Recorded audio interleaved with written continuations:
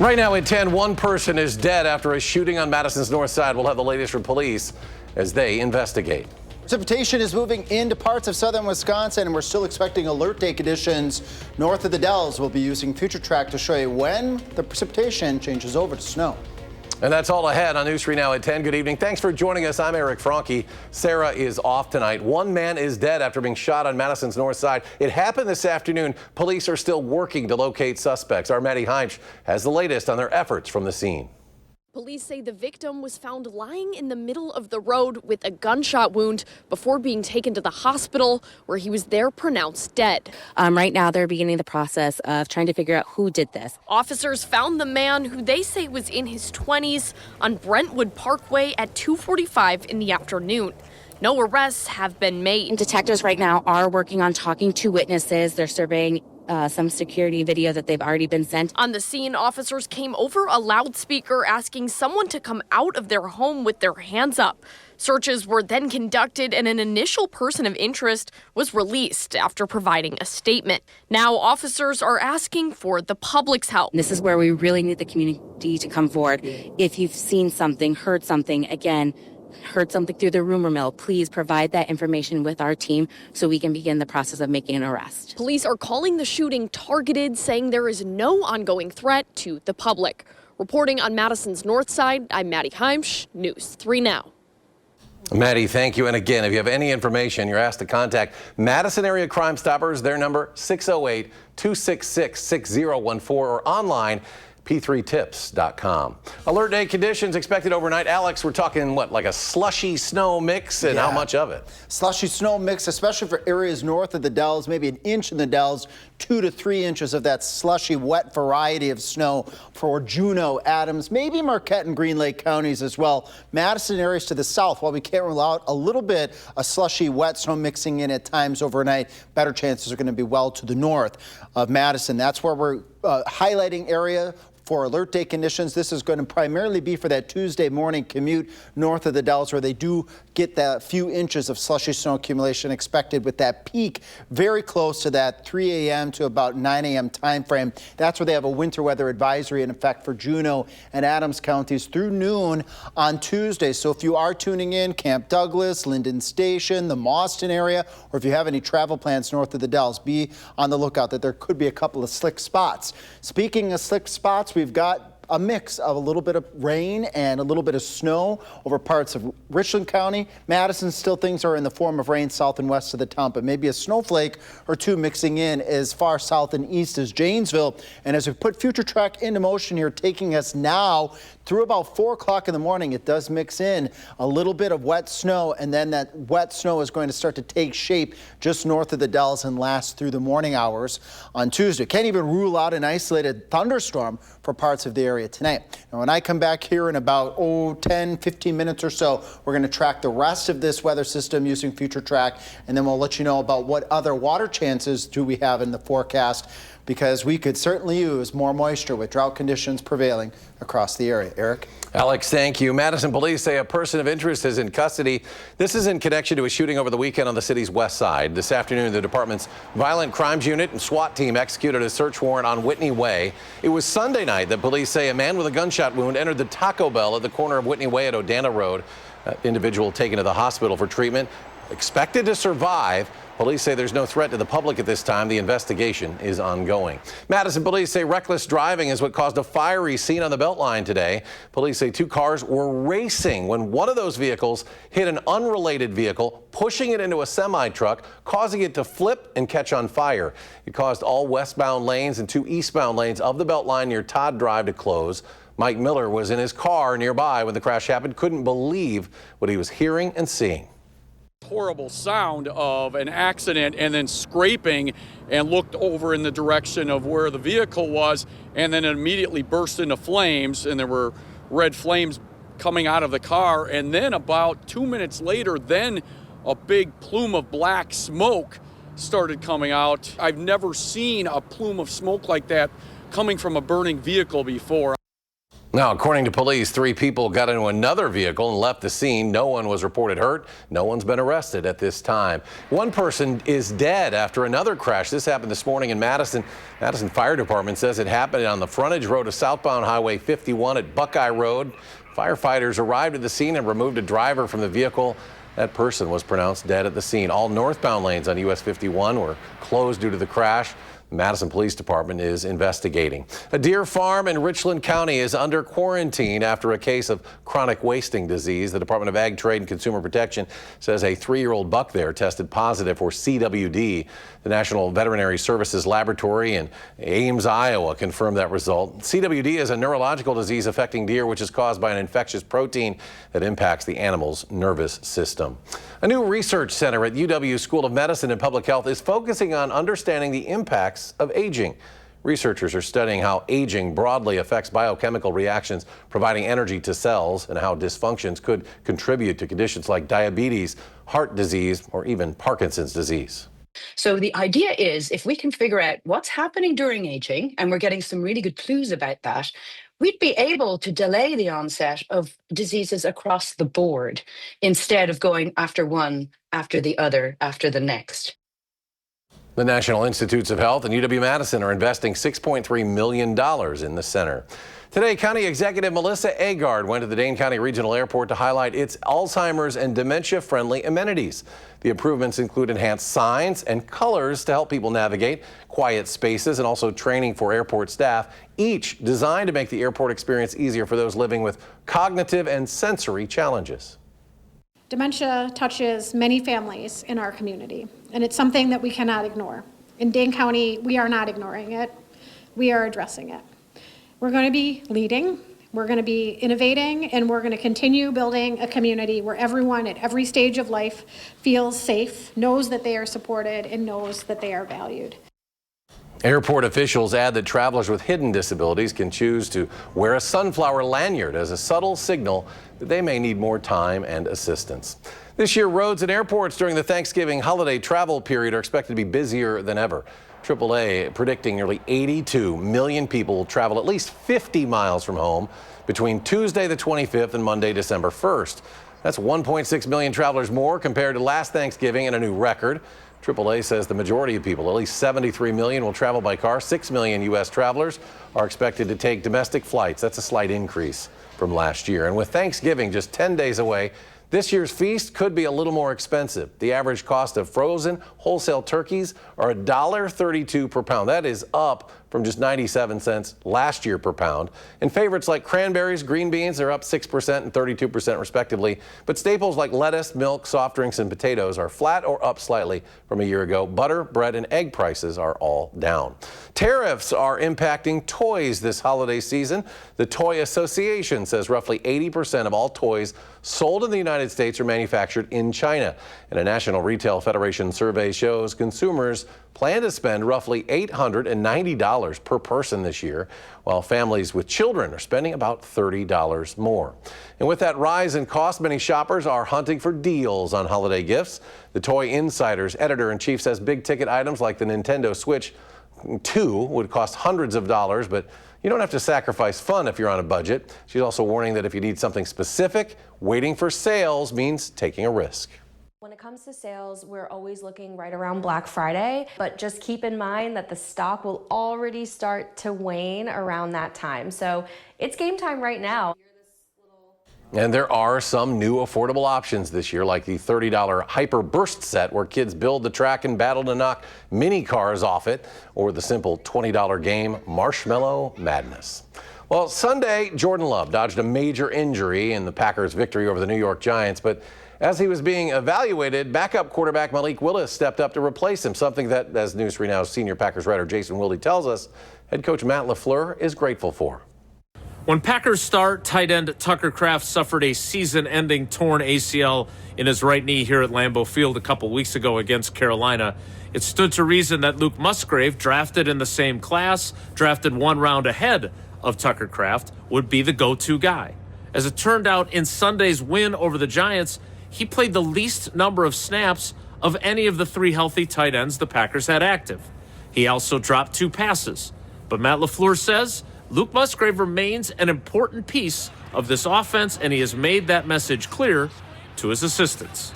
No, I think it was kind of how the game played out. And I've already kind of addressed it.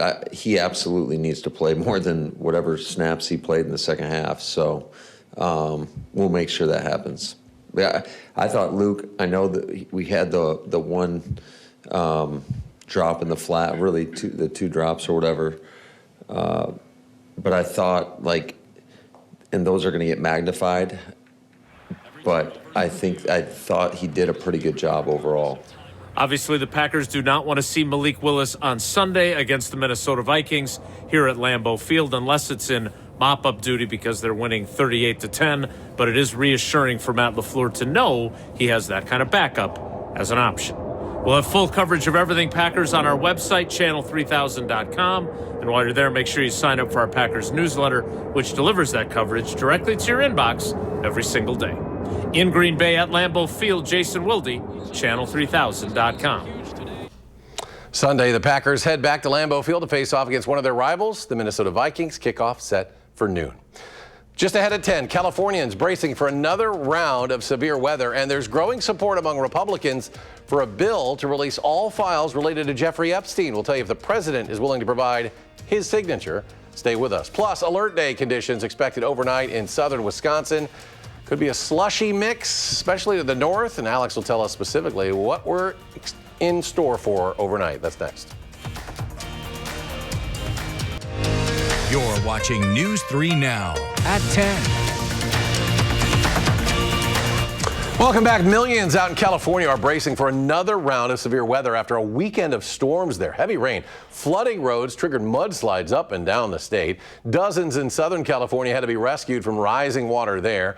The weather has now been blamed for at least 6 deaths statewide. For Los Angeles, the downpours like this haven't been seen in decades. In fact, this is the wettest November in 40 years, and the month barely half over. And here in southern Wisconsin, alert day conditions are expected overnight. Our First Warn weather team tracking a mix of rain and snow. Alex, how much are we going to get, and where are they going to see the worst of it? I got the two answers here. How much? Anywhere from 1 to 4 inches, probably closer to 2 to 3 inches of that slushy stuff. And the best chances are going to be north of the Dells. So that's part number 2 here. We could still get a little bit here in Madison and overnight tonight, but the better chances are going to be to the north. But speaking of areas closer to Madison, Richland Center, just south of Rock Bridge here. Richland Center, a little bit of a mix of rain and a couple of wet snowflakes. As we zoom off over here to the east, over towards Elkhorn, a little bit of shower activity maybe mixed in with a couple of wet snowflakes. So we're already starting to see that mix of rain and wet snow across parts of southern Wisconsin.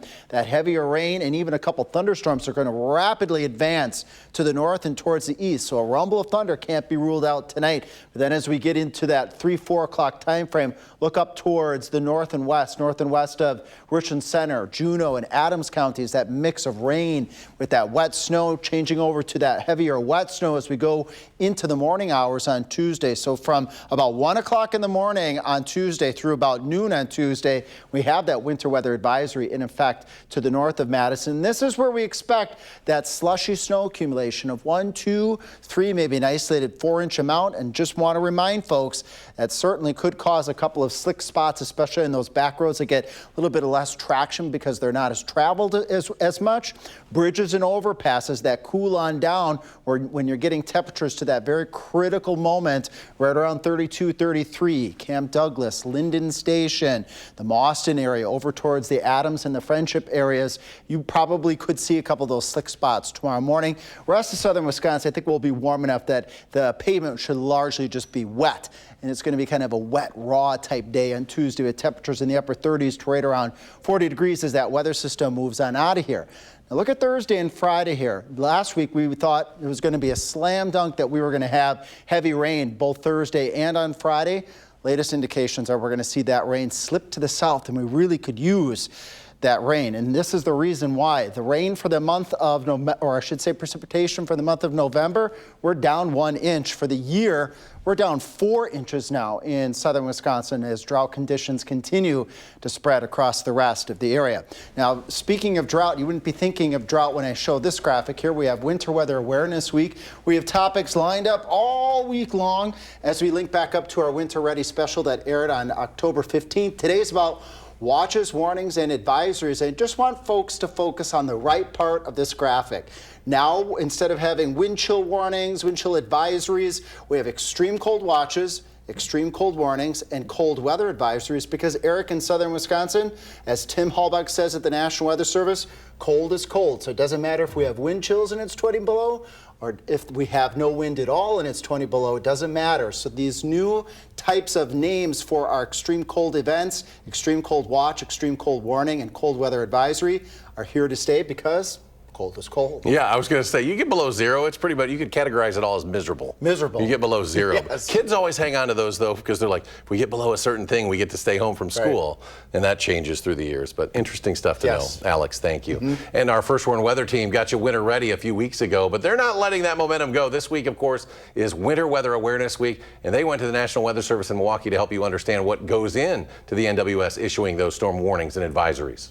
For winter storm warnings, say, our typical guideline is about 6 inches of snowfall, but it can be a big difference if we're going to get that 6 inches of snowfall in like 3 hours versus 24 hours. Well, you can hear more from Tim and the National Weather Service at channel3000.com. And there you can find the entire Winter Ready special. And speaking of special, it is time to announce the first winner of our First Warn Weather Winter Shovel. Congratulations to Amy Malore of Dodgeville. And tomorrow we'll hear more from the First Warn Weather team about Tim, and we'll hear from Tim as well about those snow squalls. Well, in the face of growing GOP support of the House of Representatives, President Trump has now reversed his stance on making all of the files on Jeffrey Epstein public. Erica Brown now with more from the White House.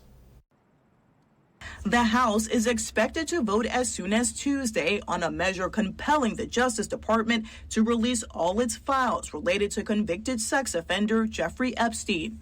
So it's been a PR blunder from the beginning, and I think the Speaker's right. This is going to happen, so let's get it done and vote on it. The House will act decisively, the Senate needs to act, and Donald Trump just needs to step out of the way. President Trump previously opposed the release of the files, saying he cut ties with Jeffrey Epstein years ago and has not been accused of wrongdoing. In a reversal, the president now says he's in favor of releasing the files. They can do whatever they want. We'll give them everything. Sure, I would. Let the Senate look at it. Let anybody look at it. But the president continued to call the push a hoax. It's really a Democrat problem. The Democrats were Epstein's friends, all of them. And it's a hoax. The whole thing is a hoax. On Monday, one of Jeffrey Epstein's alleged victims spoke out. Speaking as one of the victims, I beg you to release these files once and for all. I mean, there is no valid reason for refusing to do so. If passed, the bill would force the Justice Department to release all files and communications related to Epstein, as well as any information about the investigation into his death in federal prison.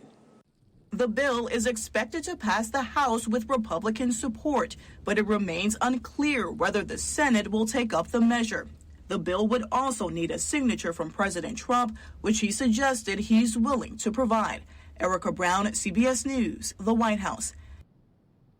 And sports is coming your way next, and Badger football, a couple more to get done. Yeah. It's kind of like just getting to the finish line at this point. Yeah, definitely. Luke Fickell prepares to help the Badgers stay in their own lane. That more next in sports on News 3 Now.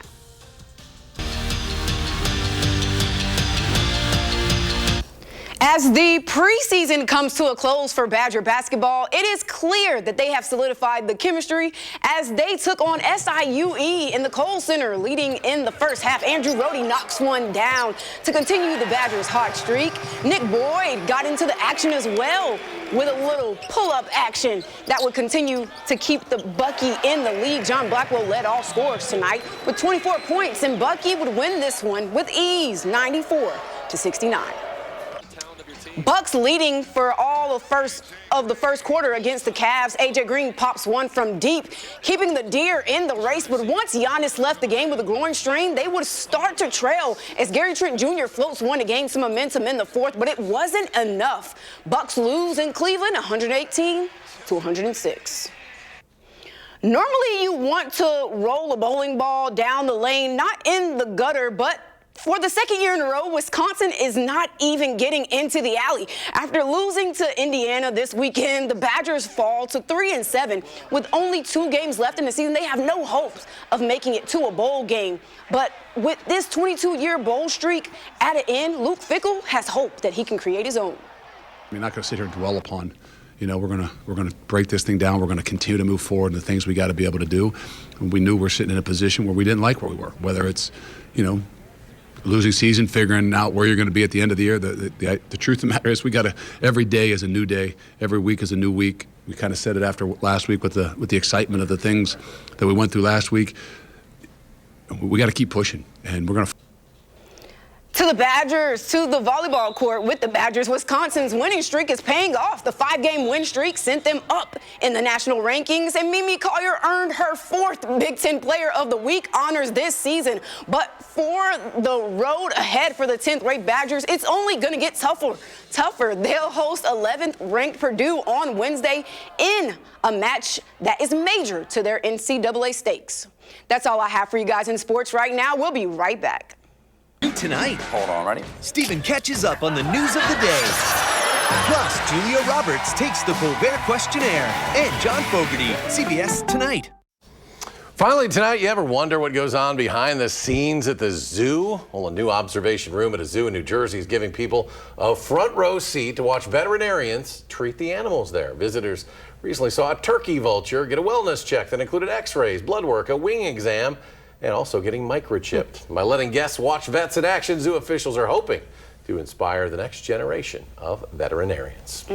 Alex is back, final check, and this is kind of like we're going to get a taste of winter in the next 24 hours, next 12 hours, whatever. Taste number 2, because we had that taste number 1 not too long ago. We did. Taste number 2. That was really nothing. This is going to be like, we got to watch road conditions tomorrow, right? Especially for areas north of Madison. They didn't get that last snow, but they're going to get some snow tonight. That slushy stuff could stick on some of those area roadways, especially those back roads, those bridges, those overpasses that have a tendency to cool on down. So take it easy if you have any travel or if you're tuning in north at the Dells. We've got that rain moving in right now. That rain's going to change and mix with wet snow across the area. Madison, not expecting much in the way of accumulation. Again, this is going to be up towards the Dells where they could wake up to some slushy snow tomorrow morning. All right, we'll keep you posted on the morning show. Thanks for joining us. The Colbert Show is coming up next. You can always see us streaming 24/7 at Channel 3000+. Have a great night.